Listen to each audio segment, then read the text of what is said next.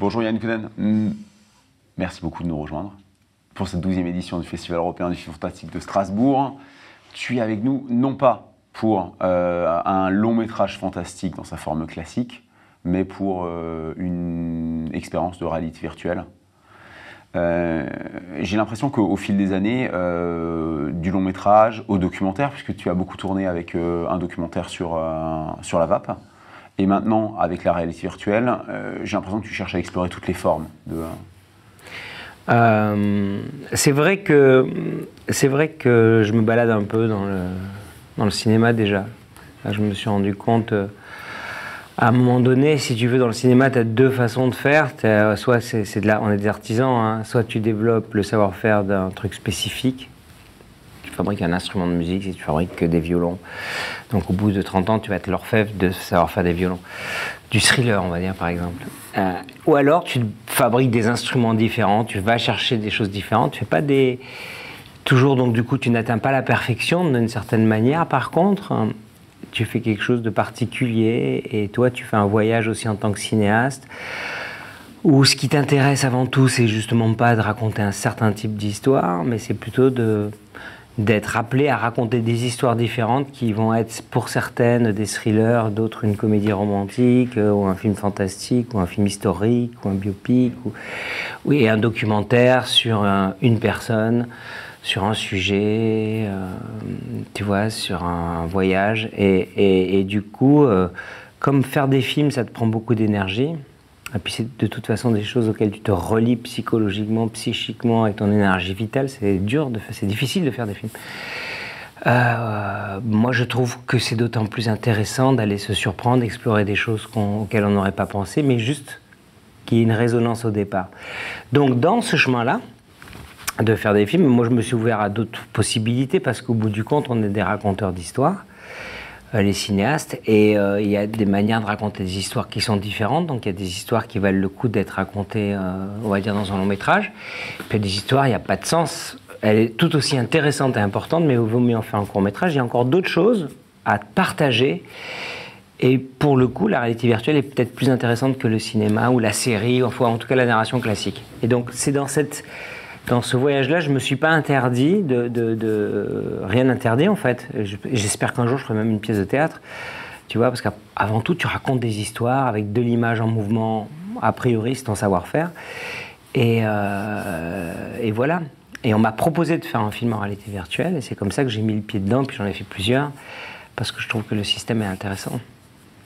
Alors celui avec lequel tu viens nous voir, Ayahuasca, j'ai l'impression que c'est un thème, un sujet qui te hante depuis longtemps, puisque c'était déjà quelque part évoqué dans Blueberry.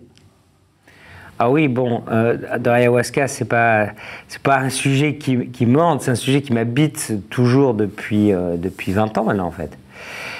Et qui fait partie de ma vie toujours de la même manière qu'à l'époque, et dont j'ai toujours eu envie de partager, parce que c'est quelque chose qui est un peu méconnu dans notre tribu, on va dire. Et voilà, et je trouve que c'est un univers et une médecine, en fait, des plantes qui est quelque chose de puissant, de fort, et à partager, comme de l'information, pas forcément pour aller le faire, mais en tout cas partager ce que ça peut... la connaissance des peuples indigènes, donner à percevoir ce que ça peut être.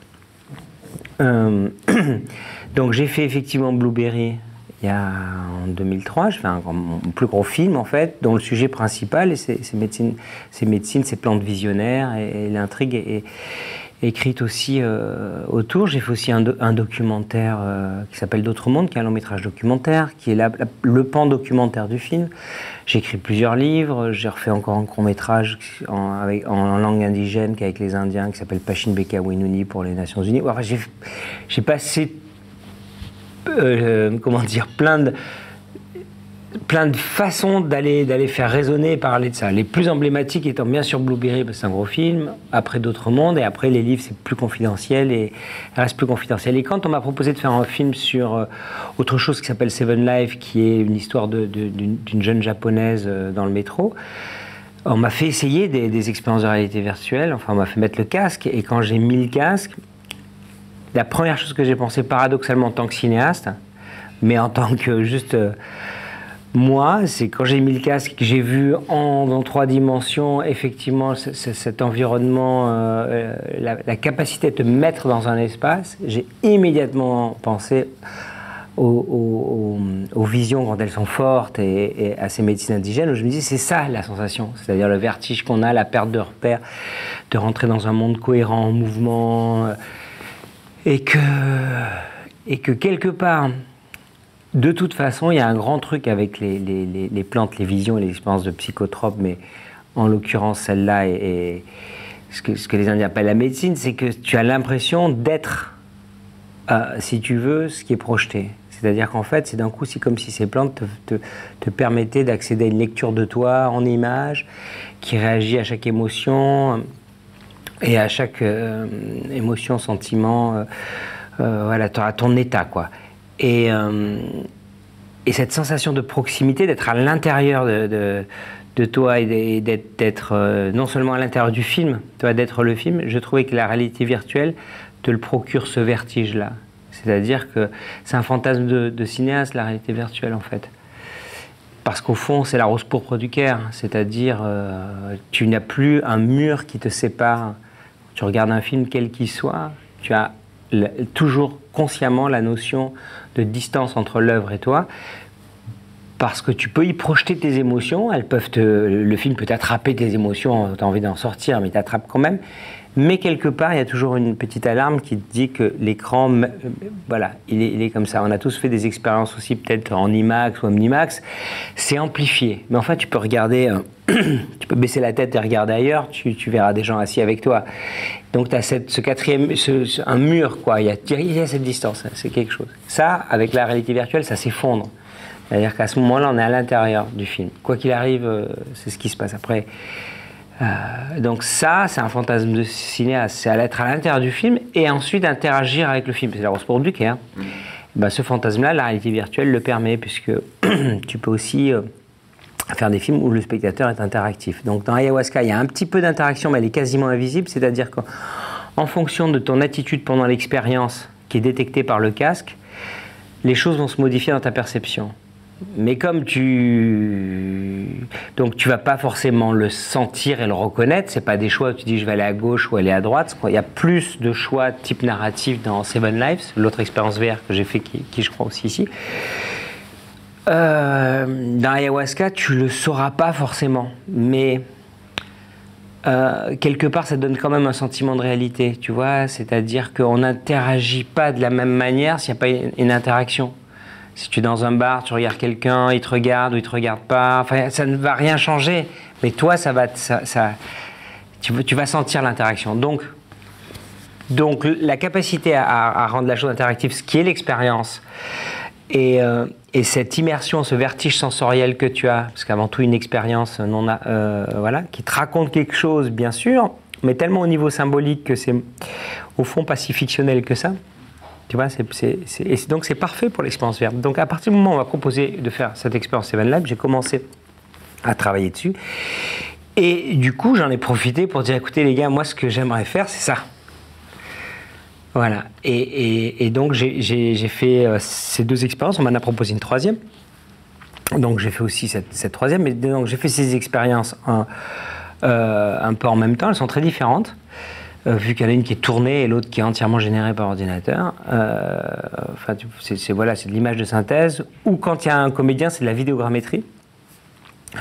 Donc il n'y a pas eu de tournage. Il y a eu un tournage, mais en vidéogrammétrie. Hein, c'est-à-dire c'est une sphère de 150 caméras qui capte tout le personnage dans tous les sens, qui fait que toi, avec le casque, si tu te lèves ou tu t'assois, il reste au même endroit. Voilà. Donc voilà, on a utilisé plein de technologies qui se développent pour essayer de retrouver, ce qui est marrant, c'est essayer juste de retrouver des sensations qui sont juste par rapport à l'expérience. Tu vois, c'est-à-dire qu'il y a presque un truc documentaire. À un moment donné, il y a des choses qui fonctionnent mieux, mais qui sont moins justes. Et ça, j'avais déjà eu ça avec les autres films. J'ai toujours essayé dans la partie visionnaire de retraduire au mieux l'expérience. Alors parfois, tu as une image, tu as une sensation. Là, c'est très dur encore aujourd'hui de traduire les sensations. Donc, tu trouves d'autres moyens pour le faire, quoi. Voilà. Est-ce que tu as eu l'impression que la VR te limitait dans la durée de l'expérience? Est-ce que tu penses que ça aurait pu se décliner dans un format plus long, ou est-ce que finalement cette immersion quand même violente, ou du moins très impactante, doit se faire dans une durée limitée? Non, je pense que c'est comme le cinéma. Je pense qu'au début du cinéma, on faisait des films de 10 minutes parce que les gens ils pétaient les plombs, le cerveau n'était pas habitué, le défilement d'images n'était pas irrégulier. Il y avait plein de choses qui faisaient que tu faisais des courts-métrages, quoi. Tout début. Mais très vite, et là, quand on voit aujourd'hui ce qu'on consomme d'images, non, c'est vrai qu'aujourd'hui, il y a deux choses. La fluidité du rendu des images quand elle est à 360, c'est-à-dire ta capacité à encaisser 60 images secondes, 90, et si ça strobe légèrement aussi, hein, le moindre ralentissement, ben là tu vas avoir la nausée, parce que ton oreille interne est déconnectée de l'écran, et si tu as le moindre strobe, c'est tout de suite la nausée. Donc c'est qu'une histoire technique. Je pense que c'est qu'une histoire de temps. Aujourd'hui, oui, si on fait des films, surtout des films tournés, moi j'ai fait un film, fait une demi-heure. Ça passe. C'est vrai que moi j'ai fait enchaîner les deux films, ça fait 17 minutes plus une demi-heure à quelqu'un. À la fin, il avait envie de rester 10 minutes assis. Tu vois? Mais c'est vrai qu'une demi-heure, ça commence à faire lourd, encore un peu lourd pour le casque et le défilement. Mais dans un an et demi, c'est résolu, ça c'est pas du tout. On passera. Il y a des mecs qui vont passer leur journée, c'est comme les téléphones portables. Tu vois? C'est-à-dire qu'à un moment donné, c'est même dangereux, c'est même vertigineux, mais à un moment donné, c'est forcément quelque chose, ça a tellement évolué en 2 ou 3 ans. C'est-à-dire quand j'ai commencé le film, en fait ce qui est rigolo dans ce genre de film, c'est aujourd'hui, c'est une époque particulière. C'est quand j'ai commencé le film, c'est comme si je faisais, si tu veux, un film, une séance de cinéma, mais pendant que je tourne le film, alors je commence à préparer mes trucs, le film, il y a la couleur qui est inventée, il y a le son qui arrive, c'est ça que ça veut dire. Pendant qu'on fabriquait le film, ça stop. Attendez, regardez là les gars, ils ont fait ça, il y a une nouvelle technologie, hop, on l'importe. Ah ben ça change tout. Hop, on rembobine. On va leur mettre des dialogues dans le film. D'accord. On repart, tu vois. Et donc c'est une époque où tout va très vite. Et voilà. Mais je pense que c'est vraiment quelque chose qui va prendre pour l'instant, c'est vu comme un gadget, mais comme le web au début, je me souviens, moi, dans les années 90, je me souviens d'avoir été connecté par des gens sur le web, d'avoir fabriqué mes pages. Tu tapais mon nom sur les gros moteurs de recherche, je vais faire un court-métrage. Tu avais 5 réalisateurs, tu tapais film director lettre K, tu avais 5 mecs, Kurosawa, Kubrick, machin, et moi parce que j'avais fait ma page. Imagine-toi maintenant sur Google quand tu tapes film director, la lettre K, tu vois.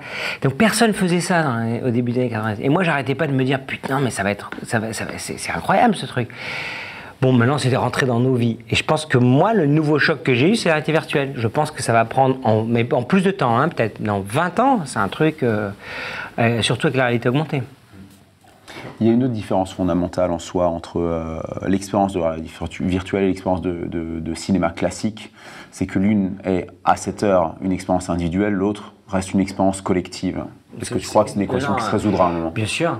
Elle sera collective, mais dans une collectivité encore plus vertigineuse. C'est qu'on sera tous à l'intérieur du film, on se verra les uns les autres. C'est-à-dire qu'on va tous devenir acteurs du film.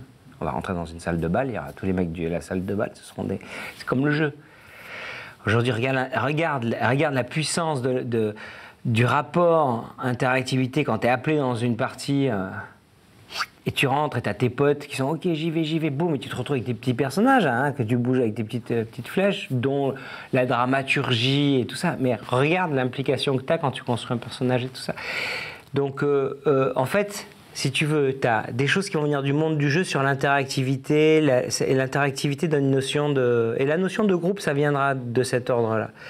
Ensuite, tu vas avoir des gens de l'art qui viennent pour les fabriquer des mondes, parce que tu n'as pas besoin de raconter d'histoire, de fabriquer des expériences uniquement sensorielles. Tu as aussi les gens du cinéma pour raconter des histoires.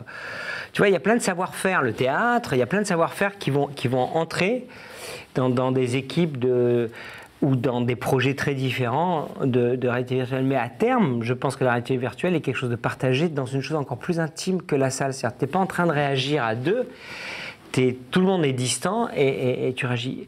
Il y a même déjà aujourd'hui des choses qui sont rigolotes en réalité virtuelle. Tu mets ton casque, tu rentres dans un cinéma, tu t'assois à un siège, tu as un mec à côté, alors toi tu peux être en une frite, hein, et l'autre à côté peut être un loup-garou. Tu t'assois, tu tournes la tête, et le mec il est à Bangkok avec son casque, et tu peux lui parler, et vous regardez tous un film. Tu vois, si tu as ça qui existe déjà. Et si d'un autre côté, tu as la capacité à rentrer dans le film, et moi j'ai même fait avec mon superviseur des effets visuels, on s'est baladé dans des plans. Mais chacun chez soi, avec pas une machine très puissante, un Oculus Go. Voilà. Et c'est-à-dire qu'on a chargé les plans, et à la fin, je voyais son avatar, et le mien, et on se disait, ouais, là, il faudrait faire un trucage comme ça, mais comme c'est du 360 le plan, on était dedans. Tu vois, quand tu vois tout ça qui se met en place, tu te dis, ouais, c'est le film de Spielberg, Ready Player One, on n'est pas loin. C'est plus du cinéma, hein. Attention, c'est autre chose. C'est de la réalité virtuelle, il y aura une invention c'est pas du jeu vidéo, c'est pas des films de réalité virtuelle, c'est des expériences. Voilà. Le jeu, c'est une chose, et voilà. Moi, je pense que, et en fait, on arrive au cœur de la chose, c'est en remontant le fil. Donc, on nous raconte des histoires, en nous faisant vivre des expériences. Ensuite, on vit des expériences en jouant principalement à des gens. Ensuite, et là, on va vivre des expériences dans lesquelles il y aura des histoires et des choses. Et après tout, qu'est-ce qu'on cherche le plus quand on se déplace au cinéma ou qu'on va voir un spectacle, c'est vivre une expérience. Exactement. Et du coup, maintenant, tu es pris dans ce vertige. Tu as toujours été un cinéaste avant-gardiste. Maintenant, tu es pris dans ce vertige-là. Est-ce que tu te verrais revenir vers la réalisation d'un long-métrage classique à cette heure? Alors, écoute, non, moi, je dis tout ça avec passion parce que c'est quelque chose qui me branche à voilà, tu le vois, mais qui m'intéresse. Mais moi, je sais pas, moi je suis un artisan, moi je suis un réalisateur de long métrage. Quand j'en fais pas, parce que je trouve pas de projet qui m'intéresse ou les projets que je veux faire se font pas, tu vois, bah je fais autre chose qui m'intéresse, comme je ferai avec plaisir de la série et tout. Maintenant, du long métrage classique, c'est mon cœur de métier, quoi, tu vois, voilà, c'est mon cœur de métier. Donc, j'en ai pas fait depuis 10 ans, effectivement, mais là j'en ai tourné un qui va sortir en avril. Puis je m'attaque peut-être en deuxième, donc peut-être là je me remets à faire des films, mais des films que le système accepte plus. Tu vois, j'étais très en marge un peu du système, mais j'arrive à faire les films. Aujourd'hui, c'est différent, donc et en même temps, ça me pousse à aller vers des genres ou des espaces auxquels j'aurais pas naturellement été. Mais comme je suis assez ouvert, en fait. Je vois, puisque là le film est en train de se finir, je le finis à la fin de l'année, mais je vois à quel point, finalement, dans un truc que sur le papier, comment dire, sur le papier, je me dis, mais c'est pas quand même mon monde de faire ça. J'ai pu mettre un peu mon monde dedans et faire un film qui me fait, voilà, qui me plaît et dans lequel je trouve mon compte et donc ça m'amuse, quoi, voilà. Donc après j'en fais un, mais si après ça ne m'intéresse pas, voilà. Mais a priori, bien sûr. Au fond, depuis toujours, mon but, ce serait plutôt de faire des longs métrages de cinéma. Et j'ai tellement d'histoires que j'aimerais raconter. Donc, le cinéma, c'est un artisanat, mais c'est une industrie, il faut beaucoup d'argent. Voilà, c'est pas moi qui décide. Tu vois, la seule chose que je peux décider, c'est est-ce que je fais ce film, est-ce que ça vaut suffisamment, tu vois, entre ce qui t'intéresse moins, ce qui t'intéresse, où tu peux amener le film, c'est cet équilibre-là. Là, j'essaye toujours d'y faire attention. Moi, je dois être majoritairement, je dis pas, mon film est super, mais je dois être plus content de l'avoir fait que de ne pas l'avoir fait, et plus content, tu vois, de ça. Parce que sinon, je pense que je le vivrais mal, puisque tu vois, en étant un artisan, tu aimes le travail bien fait, si tu n'arrives vraiment pas, c'est pas top. Mais je me suis beaucoup amusé, par exemple, à travailler avec des jeunes, à faire la série pour Black Pills, The Show. Et ça, j'étais assez content. En très peu de temps, on a fait un truc qui était... tu vois, bon, là, le scénario était super, mais... Voilà, d'avoir aussi peu de moyens, d'avoir beaucoup de liberté, tu prends une énergie d'acteur très jeune et tout, c'est assez agréable de tourner aussi comme ça. Ça m'a rappelé l'époque où je faisais des courts-métrages qui étaient un peu plus lointaines. Et sur ce nouveau projet de film, est-ce qu'on est dans le domaine du cinéma de genre ou est-ce que... Il n'y a que du cinéma de genre. On est dans le domaine, alors en France, ce qui se produit, on est dans le domaine de ce qui se produit, donc c'est une comédie. J'en ai fait une comédie sentimentale. Et c'est avec François Damiens et Vincent Lindon. Voilà. Et ça s'appelle Mon Cousin, ça sort le 29 avril. Et c'est, voilà, il y a un aspect, pour moi, les références du film, c'est L'Emmerdeur, Le Magnifique, c'est des films comme ça. Ça va se balader dans des genres de choses très balisées en France, même Weber. De la chèvre, c'est de personnes qui à un moment donné ne cliquent pas, mais qu'on peut amener dans des espaces où il y a à la fois de l'émotion et un peu de quelques petites envolées, quoi. Voilà. On a hâte de découvrir ça. Merci beaucoup pour tes réponses. Merci.